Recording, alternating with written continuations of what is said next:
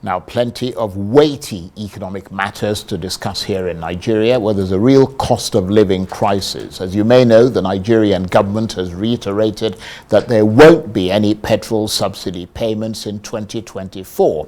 It comes in response to two fiscal policy documents making the rounds, which seem to suggest that the government has allocated a large budget for petrol subsidies. President Tinubu, in his inaugural speech in May last year, declared the end of the fuel subsidy regime, saying it was costing the government too much. However, since then, Nigerians have been complaining about a severe cost of living crisis, fueled at least in part by the removal of those subsidies. And of course, we've had strikes, which most people have seen across the country, and calls for a much higher minimum wage, which suggests that Nigerians are suffering terribly. So is there a sense that the government isn't listening or isn't compassionate? Well, for their perspectives on this, I'm joined now in the studio by the political analyst and chairman of United Nigeria Airlines, Professor Obiora Okonkwo, OFR, and by the policy strategist and group CEO of the global investment and trade company, Baba Yusuf. Thank you very much indeed for coming in. Thank you for having me. And let me start with you. And the latest news on the minimum wage is that the 36 governors are saying they can't afford to pay the 60,000 naira being proposed on the new minimum wage, which the federal government has already said they will pay higher than that. What are your thoughts? Well, that's a surprise development for me. It has come to a time the government at every level should show empathy to Nigerians, especially those who work under them. We've seen a whole lot of effort by the state and the federal government to raise revenue. This revenue is for what? We have also seen that this effort to raise revenue is imposing a whole lot of taxes and levies on private sector. So you see a situation where government is having a whole lot of resources in their own pocket. There's no doubt that the best employers of labor are private sector operators. But you see, it's not a sin to work for government. The question is, private sectors employ people and pay them millions and millions of naira with a whole lot of allowances and all that. Why is government not able to do that? Is that a poor management of resources? If they cannot manage the funds, then they have to review the policy and allow more money in the hands of the private sector. But I really think that whatever the state government change, Nigerians, particularly me, we don't want to see us go back to the events of last week. Because in every aspect of business I'm involved in, we pay the highest price. The aviation, the entertainment, and all that. They should quickly buckle together and then find a solution to it. As a matter of fact, once there was a decision to remove the subsidy, and once we see the depreciation in naira, they didn't need to wait for labor strike to go into negotiation. They should have invited labor. These people are part of this country. That's a good point. Let me come to you, Baba Yusuf. What do you make of that report that these guys, the governors, are saying they will not pay 60,000 naira because they're unable to pay it? Well, I have expected it, Charles. For all of us that are following the trends of events in this country, recall that governors for the past 5 years, even from the previous administrations, the last minimum wage increase, almost 20 states have not been able to measure up and pay. They are perpetually owing the old minimum. So when this conversation started, and like Prof said, we were expecting government to anticipate a reality and hedge against it, in line with what should be in this country, the economic vagaries. But then again, what is more important is, you see, the conversation now is expanding over and beyond the federal level. Now you have governors coming to volte-face look at the citizens of this country and tell us that they cannot. So basically they are preempting the conversations with regards to inching beyond 60,000, which to my mind is highly disappointing, because it presupposes to me that the governors just want to shut down the country. Because what it means is that they are telling the federal government, indeed Mr. President, that the conversation beyond 60,000 shouldn't take place. I totally agree that federal government should be engaging, like you rightly says, a minimum wage conversation, and therefore this minimum wage conversation at the federal level is supposed to be the benchmark. And there's a whole lot of conversations and calculations with regards to what is 60,000 naira giving you today. Absolutely. And then you have governors that have not been paying 30,000 naira as at 2019, while some of them are facing grabs for all manner of things. And now we have them practically saying they are not paying 60,000. I think this is a watershed moment. It's a build-up to a watershed moment, in my mind, on the positive side, because it's a reality that everybody will face. And I'm happy the governors are taking this position, because some of us have been saying that the governors have been serially and consistently failing Nigerians. And every time pointing at the federal government that they are not the ones delivering, while we know that 65% of the failure of delivery of dividends of democracy in this government is the responsibilities of those governors who go and fan the embers of ethnicity and tribalism to say it is Abuja's fault. Well, now everybody can see, and I guess the die is cast. The days ahead will tell us whether Nigerians will sit back and take this as it is. And I can tell you it's not going to work. That's a good point. And let me ask you this, Professor Okonkwo, because you are obviously private sector, as Baba Yusuf is as well. But there's been some concern raised. There was talk about, you know, the possibility of something like 105,000 naira. Suggestions were being made around that sort of figure for, you know, to be considered as the minimum wage. But there's also concern raised that they would need to put in place some measures to ensure that the amount of money isn't eroded by inflation. Because once you raise money like that, you suddenly find that prices are all going up. Yes, theoretically, that's correct in economics. But I don't think that money is coming from this tiny top-up on the civil service salary. Nigeria, both state and the federal, is rich enough to pay the civil servants a national minimum wage of 90 to 100,000. I think that's where it should be, 90 to 100,000. That's what I see. They are rich enough, and this will not cause any damage. The inflation is there anyway, and this is not the salaries we earn. That is not enough for anything. It's not workers' inflation.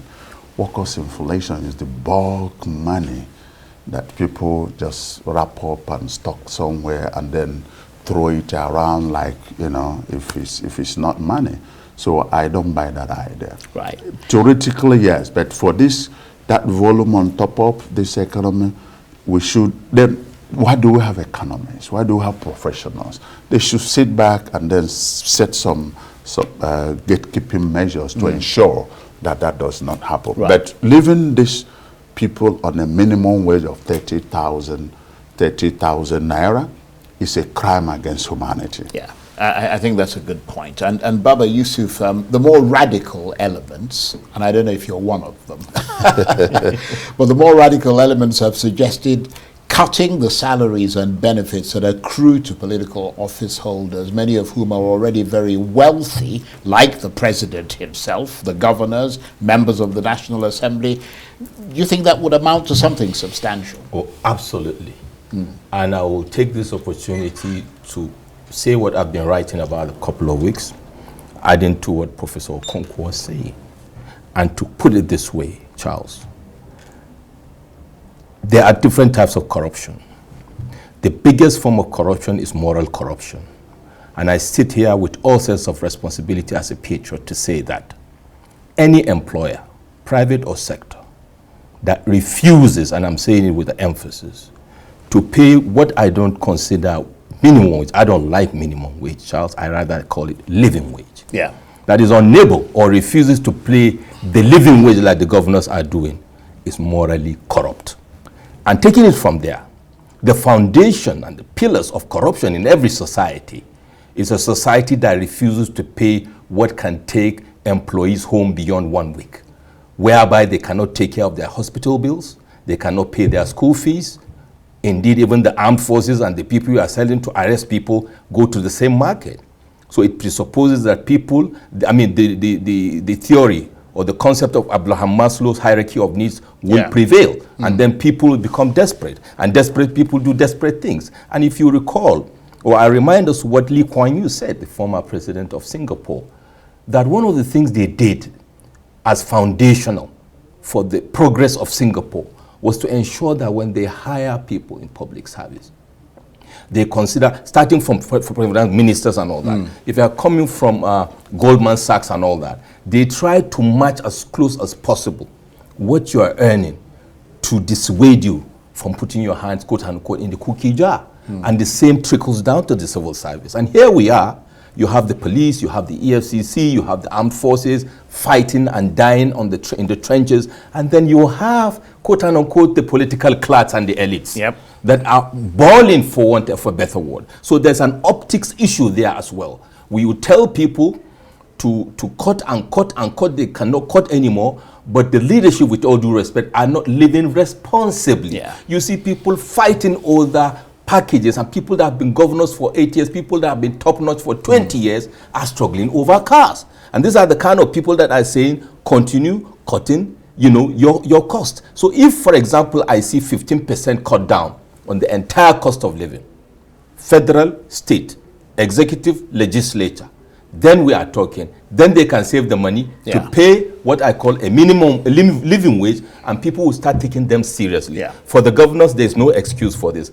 If the money is not enough, there are 3 critical pillars of leadership: value creation, value innovation, and value protection. During campaigns, they sing to the high heavens what they can do. We want to see what they can do now. Good point. You want to weigh in on that? Yes. You see, if the political office holders would offer to accept salary cut, that's okay. But it's just a show of solidarity. Yeah, but part of it is also for them to go after looted money as well and recover as much of it as possible. You are right, because as far as I'm concerned, official salary they earn is not our problem. We can allow them to have that. What is the problem is other add-ons, allowances and all that, and the ones we do not know. And then more importantly, the corruption. Those are the issues. That's what we suffer about. So if you look at how much they're earning, I mean, in the private sector, in my own establishment, I know we pay as much as that. And the whole of other private sector even pay as much. So that's not the issue. We know how much the president is earning, how much is president's salary. So the salary official is not a concern. But they should understand that the part of the governance is to create wealth and not to collect money and spend money. The states, if you are faced with a challenge to increase the salary from a private sector perspective, you have to think of, how do I create wealth? How do I turn around the economy of my state? How do I make things work? Do you understand what I'm saying? So this is what is missing in all this conversation. But the cat and mouse relationship between government and civil servants is unhealthy. I've never seen in this country where we went that down as low as we did with the last strike. Everything was shut down. These are two people who should have a symbiotic relation, thinking for each other. And the words and languages coming from different government sectors, officials, it just shows that they see labor as their enemies, their employees. And it does not also mean that you have, if you become a political office holder, you have all the knowledge to negotiate. There are experts who can manage better relations. There need to be a better relation between labor and the government. But again, this country is such a situation where we all need to feel for each other. All right? And I think also that thinking about inflation is not enough. Now you know this money has to be paid. Create policies and measures to stop this inflation. And this inflation measure is just wrong policies. Do you understand? So these people are just asking, equate our salary with the current economic situation. Okay, well, we're going to, I'm sure there are going to be developments in the next day or so reactions to this move by the governors and so on. Yeah. So we're going to keep watching that. But let's get to the other topic that we were going to discuss, which is the petrol subsidy. Is there petrol subsidy or not? What do you think is going on here? It's very obvious that the administration is trying to manage a situation with plausible deniability. Simple arithmetic, Charles. We all know that the landing cost of PMS is over 1,000 naira, and we're selling it at less than 1,000 naira. So it's elementary that somewhere the buffer is coming.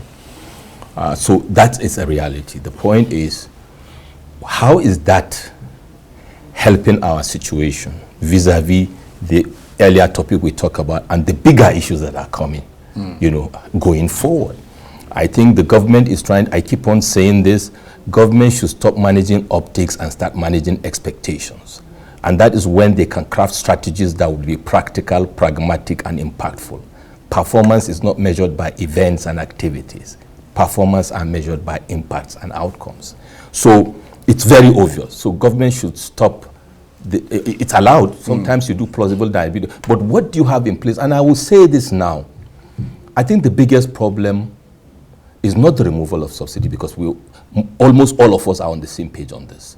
But the House, one of the things that I think, having arrived at a milestone of 100 days, 1 year in office of President Bola Ahmed Tinubu and his team, with all due respect, is I don't see a clearly thought out strategic blueprint overarching. See a lot of strategies, policies churned out. And because of that, there's no policy coordination, there's no policy coherence, and you see things running into themselves. It's time for introspection to have a strategy. This is the reality.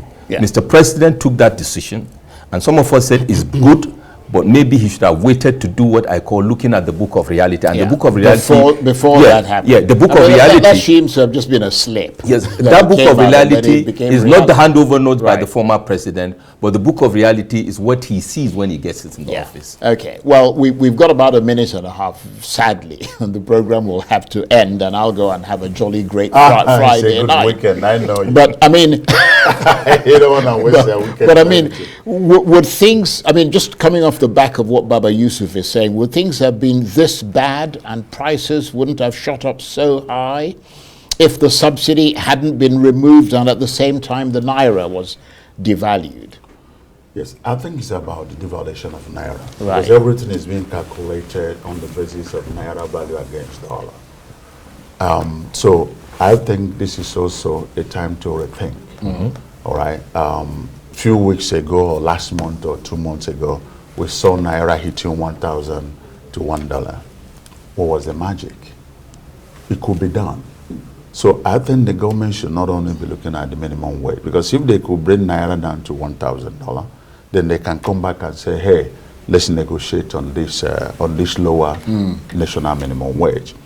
The other thing also is that, briefly, like you said, we all knew that this subsidy has to go.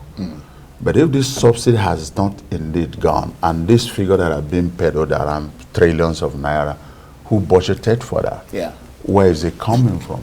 What impact? It's a very alarming development. Yeah, it's very alarming development. So let's keep an eye on that. Yeah. But I want to thank you very much. Professor Obiora Okonkwo, OFR, is a political analyst and chairman of United Nigeria Airlines. And of course, Baba Yusuf is the policy strategist and group CEO of the Global Investment and Trade Company. Thank you very much indeed. We're always the wiser when you guys are here. Oh, wow, Thank you.